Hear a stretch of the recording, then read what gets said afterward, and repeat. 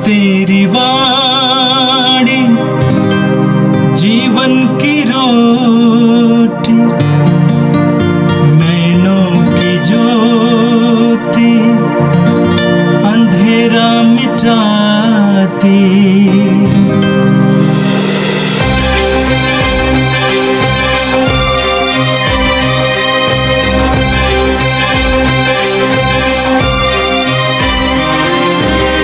प्रभु तेरी वाणी जीवन की रोटी, नैनों की ज्योति अंधेरा मिटाती। प्रभु तेरी वाणी जीवन की रोटी, नैनों की ज्योति अंधेरा मिटाती। वाणी वाणी वाणी वाणी वाणी पवित्र है, शाश्वत है, जीवन का मन्ना है। 28 जनवरी शुक्रवार। पहला पाठ सामुएल का दूसरा ग्रंथ अध्याय 11 पद संख्याएं 1 से लेकर 10 तक, 13 और 17। वसंत के समय जब राजा लोग युद्ध के लिए प्रस्थान किया करते हैं, दाऊद ने अपने अंगरक्षकों और समस्त इस्राएली सेना के साथ योआब को भेजा। उन्होंने अम्मोनियों को तलवार के घाट उतारा और रब्बा नामक नगर को घेर लिया। दाऊद यरूशलेम में रह गया।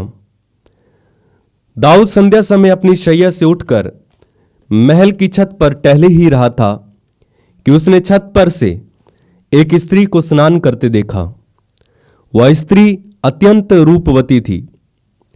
दाऊद ने उस स्त्री के विषय में पूछताछ की और लोगों ने उससे कहा, यह तो एलियाम की पुत्री हित्ती ऊरिया की पत्नी बतशेबा है। तब दाऊद ने उस स्त्री को ले आने के लिए अपने दूतों को भेजा। वह उसके पास आई और दाऊद ने उसके साथ रमण किया। इसके बाद वह अपने घर लौट गई। उस स्त्री को गर्भ रह गया और उसने दाऊद को कहला भेजा कि मैं गर्भवती हूं। तब दाऊद ने योआब को यह आदेश दिया, हित्ती ऊरिया को मेरे पास भेज दो। योआब ने ऊरिया को दाऊद के पास भेजा। जब ऊरिया उसके पास आया तो दाऊद ने उससे योआब, सेना और युद्ध का समाचार पूछा। उसके बाद उसने ऊरिया से कहा, अपने घर जाकर स्नान करो। ऊरिया महल से चला गया और राजा ने उसके पास अपनी मेज का भोजन भेज दिया। किंतु ऊरिया ने अपने स्वामी के सेवकों के पास महल के द्वार मंडप पर रात बिताई और वह अपने घर नहीं गया। लोगों ने दाऊद से कहा कि ऊरिया अपने घर नहीं गया। तब दाऊद ने उसे अपने साथ खाने और पीने का निमंत्रण दिया और इतना पिलाया कि वह मतवाला हो गया। किंतु ऊरिया फिर अपने प्रभु के सेवकों के पास अपने पलंग पर सोया और वह अपने घर नहीं गया। दूसरे दिन प्रातः दाऊद ने योआब के नाम पत्र लिखकर ऊरिया के हाथ भेजा।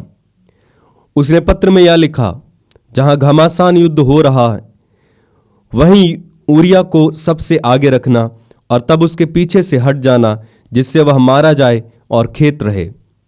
इसलिए योआब ने नगर के घेराव में ऊरिया को एक ऐसे स्थान पर रखा जिसके विषय में वह जानता था कि वहां शूरवीर योद्धा तैनात थे।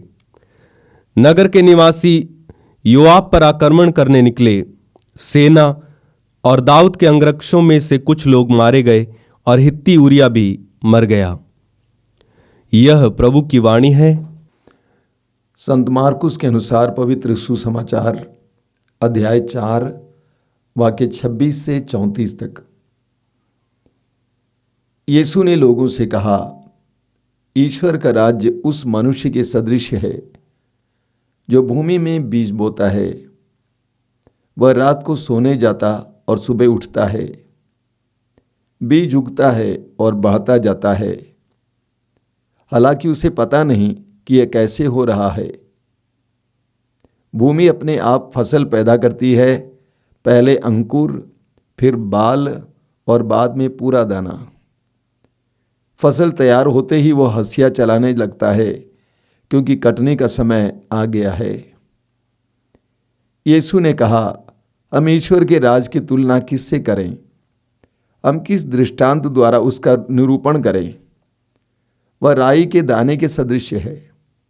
मिट्टी में बोए जाते समय वह दुनिया भर का सबसे छोटा दाना है, परंतु बाद में बढ़ते बढ़ते वह सब पौधों से बड़ा हो जाता है और उसमें इतनी बड़ी बड़ी डालियां निकल आती हैं कि आकाश के पक्षी उसकी छाया में बसेरा कर सकते हैं।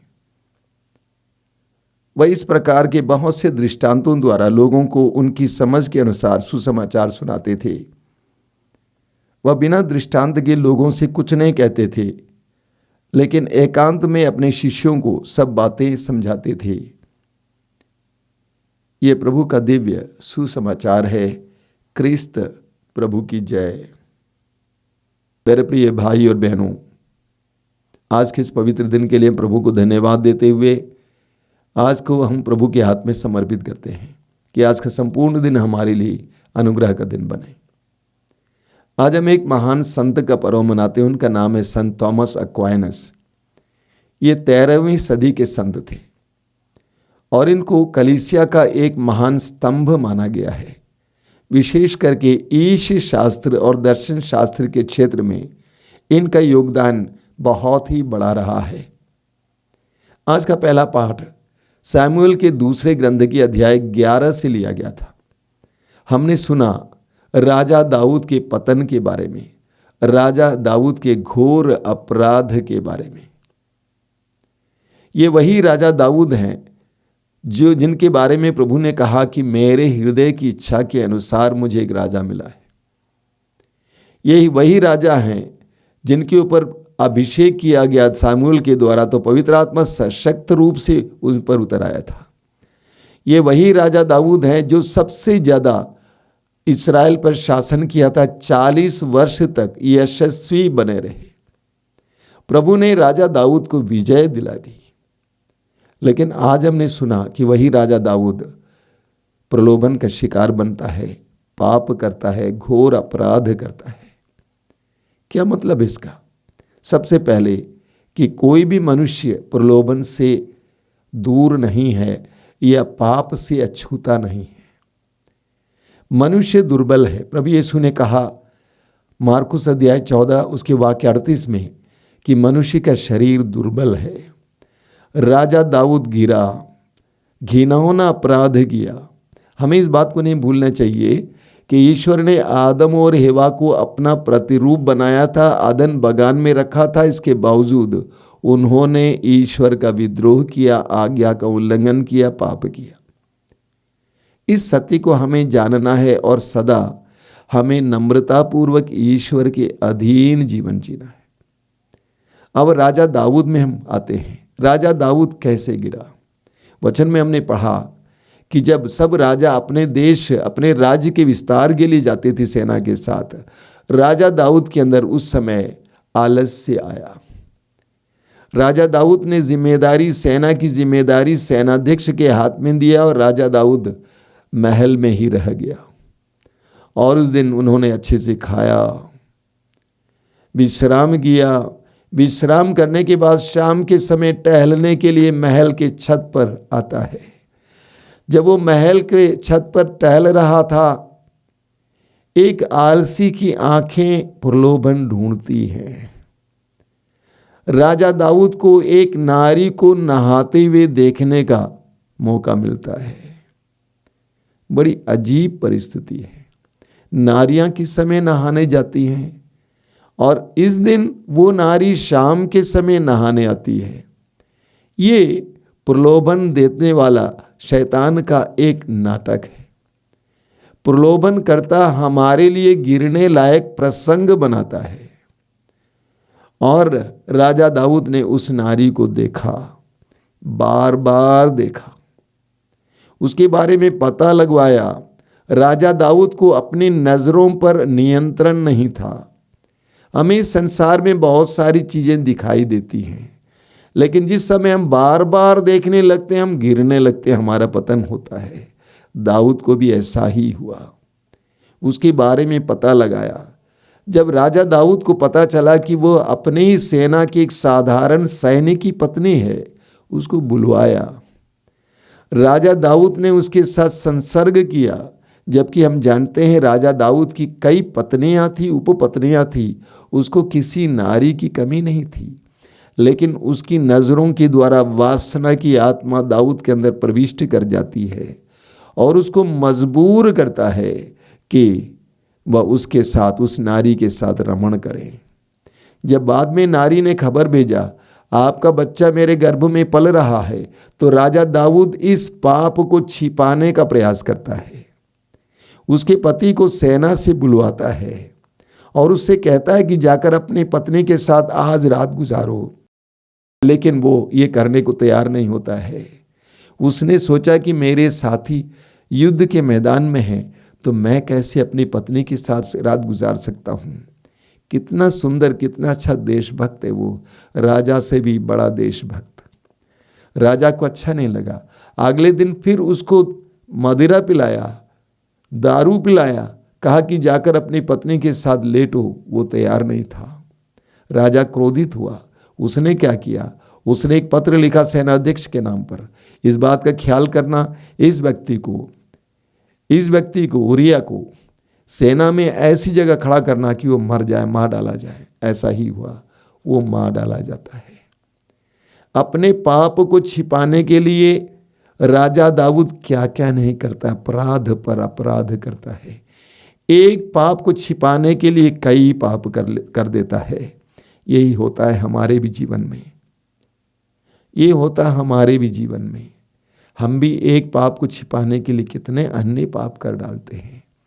दाऊद हमारे लिए एक सुंदर उदाहरण है, किस बात के लिए, कि जो आलसी है, जो अपने इंद्रियों पर नियंत्रण नहीं रखता है, वो शैतान के अधीन आसानी से हो जाता है।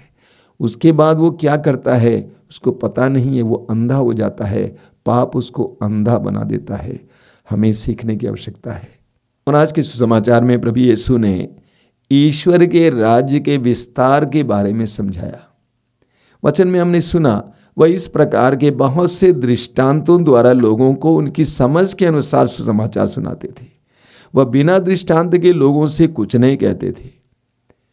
प्रभु यीशु ने लोगों को दृष्टांतों के द्वारा, छोटे छोटे दृष्टांतों के द्वारा समझाने का प्रयास किया। ईश्वर के राज्य के गहनतम रहस्यों को छोटे छोटे दृष्टांतों के द्वारा समझाया। नमक का दृष्टांत, दीपक का दृष्टांत, राई के दाने का दृष्टांत, कुछ छोटे छोटे दृष्टांतों के द्वारा। आज के सुसमाचार में प्रभु यीशु ने लोगों को या हमें ईश्वर के राज्य के विस्तार के बारे में दो दृष्टांत सुनाया। पहला दृष्टांत है एक बीज का दृष्टांत। ईश्वर का राज्य उस मनुष्य के सदृश है जो भूमि में बीज बोता है। वो रात को सोने जाता और सुबह उठता है, बीज उगता है, बढ़ता है और बालें लग जाती हैं, फसल तैयार करता है। ये सब होते रहता है। उस किसान को पता नहीं चलता है। बीज को रोपा या बोया और बीज के अंदर एक प्रक्रिया जारी है। धीरे धीरे धीरे धीरे फसल तैयार हो जाती है और वो काटने के लिए आ जाता है किसान। ईश्वर के राज्य का भी इसी तरह विकास होता है। हमें बाहर दिखाई नहीं देता है, धीरे धीरे विकसित हो जाता है। एक दूसरा दृष्टांत प्रभु यीशु देते हैं, वो दृष्टांत है राई के दाने का दृष्टांत। प्रभु कहते हैं राई का दाना कितना छोटा है, लेकिन उसको भूमि में बोया जाता है, रोपा जाता है तो कितना बड़ा पौधा बन जाता है, पेड़ बन जाता है। वहाँ के लिए पेड़ मतलब काफ़ी ऊंचा पौधा, पेड़ बन जाता है और चिड़िए उसमें बसेरा करने लगते हैं। छोटा सा बीज, बड़ा सा पौधा।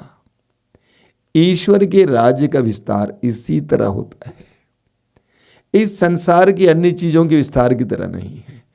समय लगता है, मैं हल्के में समझा रहा हूँ, समय लगता है, इंतज़ार करना होता है। जिस तरह एक किसान इंतज़ार करता है, उसी तरह हमें भी इंतज़ार करने की आवश्यकता है। ईश्वर हमारे अंदर कार्य करने लगता है, धीरे धीरे धीरे हमें परिवर्तित करता है, एकाएक नहीं होता है। कुछ उदाहरण होते हैं, जैसे पौलुस को अचानक प्रभु ने परिवर्तित किया, अन्यथा धीरे धीरे परिवर्तित करता है। कभी कभी हम लोग सोचते ये आदमी बदलता क्यों नहीं है, ये आश्रम गया था, ये वचन सुना था। समय चाहिए। ईश्वर का राज्य धीरे धीरे विस्तृत होता है। कभी कभी कलीसिया के अगुआ भी सोचते हैं जल्दी जल्दी बिल्डिंग बनाएंगे, ये करेंगे वो करेंगे, नहीं होता है। प्रभु यीशु ने हमें सिखाया है। इस संसार में प्रभु के राज्य के लिए काम करने वाले जितनी संस्थाएं हैं, उन सारी संस्थाओं के प्रारंभ के बारे में अब सुनिएगा। धीरे धीरे धीरे यही ईश्वर के राज्य के विस्तार की गति है। जल्दीबाजी नहीं होती है। आधुनिक मनुष्य जल्दीबाजी चाहता है। स्विच ऑन किया, पंखा चलने लगा, स्विच ऑन किया, बत्ती जलने लगी। चाहता है कि तुरंत चाहिए, तुरंत होता नहीं है। इब्राहिम को एक संतान के लिए 24 साल इंतजार करना पड़ा, और ये इंतजार हर विश्वासी को करना होता है। प्रयत्न करना, मेहनत करना, प्रभु के समय का इंतजार करना, यही शिक्षा है। ईश्वर के राज्य का विस्तार इसी तरह होता है। प्रभु ने उदाहरण दिया नमक का। नमक कैसे फैलता है, कैसे काम करता, धीरे धीरे आप देख नहीं सकते हैं। उसी तरह ईश्वर के राज का विस्तार होता है। हमें इसके लिए सहन शक्ति की जरूरत है, धैर्य की जरूरत है, इंतजार करने की जरूरत है, प्रभु के समय के इंतजार करने की जरूरत है। बार बार इसके लिए वचन में बताया गया है, प्रतीक्षा करो, प्रतीक्षा करो। स्तोत्र 37 में लिखा हुआ, प्रतीक्षा करने वाले उसको देश प्राप्त होता है। प्रतीक्षा करो, उम्मीद रखना, प्रतीक्षा करना एक विश्वासी के जीवन में ये एक महत्वपूर्ण पहलू है। आइए हम प्रार्थना करें। प्रभु यीशु, धन्यवाद देते हैं आज के सुंदर दिन के लिए, आज के वचनों के लिए धन्यवाद देते हैं जिसके द्वारा तूने हमारे सामने बहुत ही महत्वपूर्ण सबक रखी है। प्रभु, दाऊद के उदाहरण के द्वारा तूने हमें सतर्क किया है कि हमें सतर्क रहना है, और इन 2 दृष्टांतों के द्वारा तूने हमें सिखाया है कि हमें प्रतीक्षा करना सीखना है, इंतजार करना सीखना है, उम्मीद रखना सीखना है, भरोसा रखना सीखना है। हमें सिखाइए, हमें सामर्थ्य दीजिए ताकि तेरे पवित्र वचनों को हम ग्रहण कर सकें। ए प्रभु यीशु, इन वचनों को सुनने वाले मेरे भाई बहनों को आशीर्वाद देना। वे जहाँ कहीं भी जाए उन्हें आशीर्वाद का अनुभव प्राप्त हो। आज वे जो भी कार्य करें, तेरे पवित्र हाथ उनको दिखाई दे, वहाँ अनुभव मिले। हमारी इस प्रार्थना को ग्रहण कर, आमीन। प्रभु तेरी वाणी जीवन की रोटी, नैनों की ज्योति अंधेरा मिटाती। वाणी वाणी वाणी वाणी वाणी पवित्र है, शाश्वत है जी